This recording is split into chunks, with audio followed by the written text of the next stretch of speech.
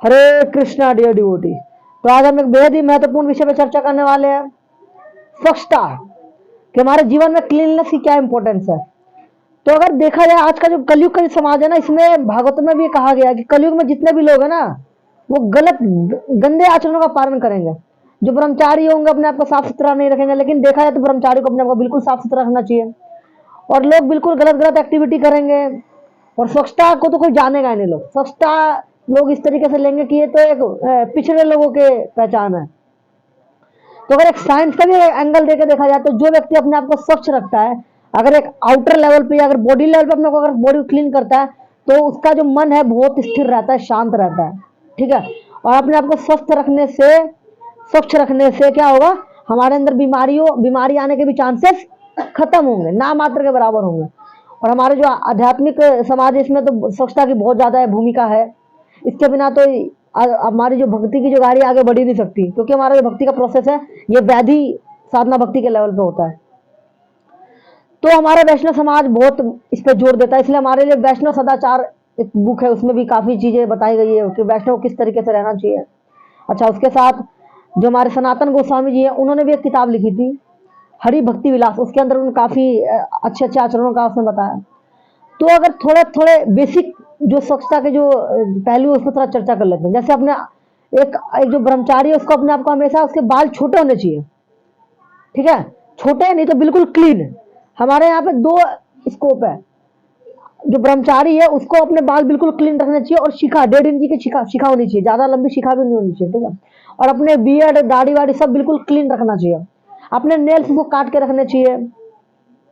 हमारा preaching purpose है, तो इसलिए हमारा हेड है, इसको हमें रेगुलर शेव करना चाहिए। प्रभुपाद जी ने तो हमें कहा है कि इवन हम एकादशी के ऊपर भी हम शेव कर सकते हैं, लेकिन एकादशी में जनरली देखा जाता है हम शेव नहीं करते, कट लग जाएगा तो फिर शरीर अशुद्ध हो जाता है, लेकिन फिर भी उस दिन भी करते हैं।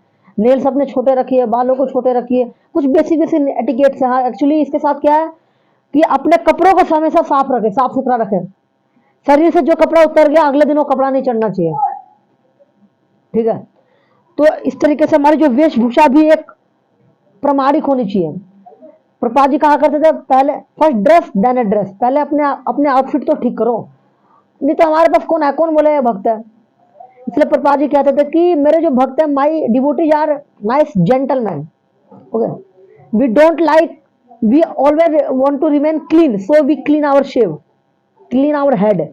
क्योंकि भागवतम में कहा गया जिनके बाल होते हैं वो एक स्टूल के समान है। आप सोच सकते हैं स्टूल के समान बाल है, भागवतम कैसे कह सकती है, लेकिन एक्चुअली है।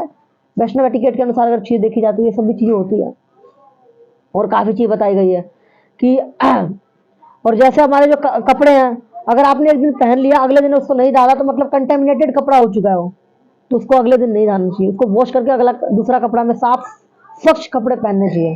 क्योंकि हमने ये तो एक्चुअली एक्सटर्नल लेवल पे सब चीजें है, लेकिन बहुत इंपॉर्टेंट हमारे लाइफ में अगर चीज देखा जाए तो वेशभूषा तो इतनी मस्त है हमारे वैष्णव समाज के अंदर। धोती कुर्ता पहनना चाहिए हमें।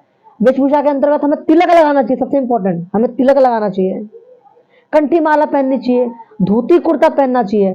लेकिन अगर देखा जाए कि हर जगह हम धोती कुर्ता नहीं पहन सकते, तो एटलीस्ट जब हम मंगला आरती कर रहे हो, जब टेंपल में जाए, उस टाइम तो हमें धोती कुर्ता पहनना चाहिए। घर में हो तब धोती कुर्ता पहनना चाहिए। हाँ, अपने व्यवसाय कर रहे हो तो हो सकता है अपना जो कर्मी कपड़े पहन सकते हैं, क्योंकि वो भगवान के लिए कर रहे हैं। लेकिन जहां जहां पॉसिबल हो वहां तो करें। कंठी तो हमेशा चारों हर समय में पहन के रखनी है। कंठी का मतलब ही होता है कि शरीर, इस कंठ के अंदर कोई भी ऐसा पदार्थ नहीं जाएगा, कोई भी ऐसा खाद्य पदार्थ नहीं जाएगा जो भगवान को ऑफर ना हुआ हो, तो ये सब चीजें नहीं जाएगी, इसलिए कंठी माला डाली जाती है। और तिलक तो तिलक लगाना चाहिए, क्योंकि तिलक कथा भी आती है कि अजामिल, एक कथा आती है कि जो यमदूत होते तिलक जो लगाते हैं लोग उनको देख के जाते हैं। हमारे प्रमाण है ये कि वी आर गौड़िया वैष्णवास। अगर नहीं लगाएंगे तो पता क्या चलेगा। कुछ लोग शर्माते हैं बहुत ज्यादा कि तिलक क्यों लगाए यार, सोसाइटी में बेइज्जती हो जाएगी, ये हो जाएगा इंसल्ट। बेइज्जती कुछ नहीं होती। भोगी लोग जो है तम्बाकू खाते हैं, गुटखा खाते हैं, बीड़ी फूकते हैं, उनको शर्म नहीं आ रही, और हमें तिलक लगाने में शर्म आ रही है। तो इस बात पे हमको खुद को शर्म आनी चाहिए। तो ये सब चीजें हैं। अब चलिए ठीक है, अगर हो सकता है तिलक हर जगह ना लगा सकते तो पानी का कम से कम लगाए। हमारे 12 अंगों पे तिलक लगाए जाते हैं। और मोस्ट इंपॉर्टेंट थिंग, एक ब्रह्मचारी को दिन में कम से कम 2 बार तो नहाना ही है। ब्रह्मचारी क्या, कोई भी व्यक्ति हो जो मनुष्य है, उसको दिन में 2 बार तो नहाना ही है। ठीक है, तो ये तो हमें बिल्कुल फॉलो करना चाहिए। कुछ लोग कहते हैं ठंड है 2 बार क्यों नहाए, अरे 1 बार भी नहीं नहाते लोग, लेकिन ये बहुत मस्ट है हमारे लिए। Brahmachari should take bath twice a day. Even Srila Prabhupada ji से that we should take bath thrice a day, लेकिन हमें कम से कम 2 बार तो एटलीस्ट लेना ही होगा हमें बात। अच्छा, जब भी अपना पेट साफ करें इसके बाद तो पक्का नहाना ही नहाना है। ये तो कदापि बिल्कुल गलत बात हो जाएगी कि हमने पेट साफ किया नहाए नहीं। कुछ लोगों को देखा कि इसी कपड़े पहन के चले गए और आगे बाहर और उसपे घूम रहे हैं इधर उधर, गले मिल रहे हैं, हाथ लगा रहे हैं, भगवान के मंदिर में आके दर्शन कर रहे हैं। अरे ये तो बिल्कुल कंटेमिनेटेड कपड़ा है। एक्चुअली शरीर अशुद्ध हो चुका है, कपड़े अशुद्ध हो चुके हैं। अगर आप चाहते हैं कपड़ा शुद्ध ना हो तो इस कपड़े को पूरे खोले, पहले उतारे, 2 गमछे लें, एक पहने और एक रख के जाएं। फिर जब बाहर निकले तो जो पहन रखा आपने कपड़ा उसको वॉश करें और जो आपने कंधे पे डाला उसको पहन के बाहर निकले, ताकि जो कपड़ा कम से एटलीस्ट कंटेमिनेटेड ना हो, ताकि वो पूरे दिन चल सके। लेकिन अगर आपने बाहर उसी पे चले गए, उसी पे सब कर लिया तो कपड़ा शुद्ध हो चुका है और फायदा क्या, आपने नहा लिया। इसको कहते हैं हाथी स्नान।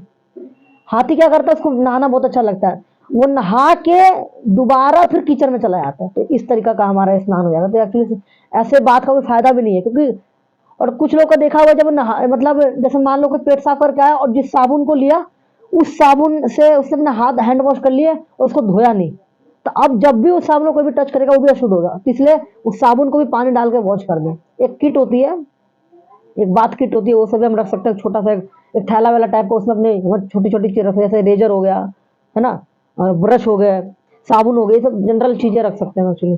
तो क्लीननेस के बहुत इंपॉर्टेंस है, क्योंकि cleanliness is next to godliness. ठीक है, एक स्वच्छ जो शरीर है उसके अंदर ही एक स्वस्थ मन का आवास होगा। और जब बाहर से क्लीन रहेंगे तो धीरे धीरे हमारे अंदर शांति आएगी, स्थिरता आएगी, बुद्धि कुशाग्र होगी, शार्प होगा हमारा माइंड।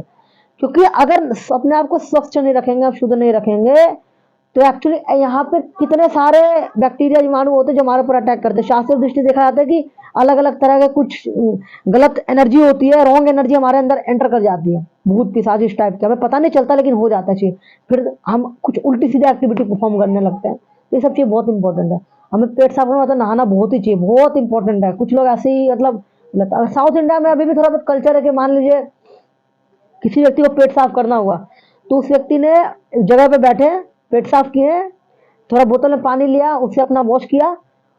अब कपड़े वो है तो उनके घर के आसपास कुआं होता है, वो क्या करेंगे, घर में उस कपड़े को लेकर एंटर नहीं करेंगे, पहले नहाएंगे अपने आप को, फिर गमछे से अपने को साफ उफ करके फिर दोबारा एंट्री करेंगे। तो अभी भी ये कल्चर फॉलो किया जाता है। तो हमें तो बिल्कुल हम जाने क्यों जाते हैं यार, हम चैतन्य महाप्रभु ने खुद कहा है, भारत भूमि हो जन्मसार, जन्म सार्थक करे परोपकार। One who has taken birth on the land of India, he has to make his life perfect and then make others.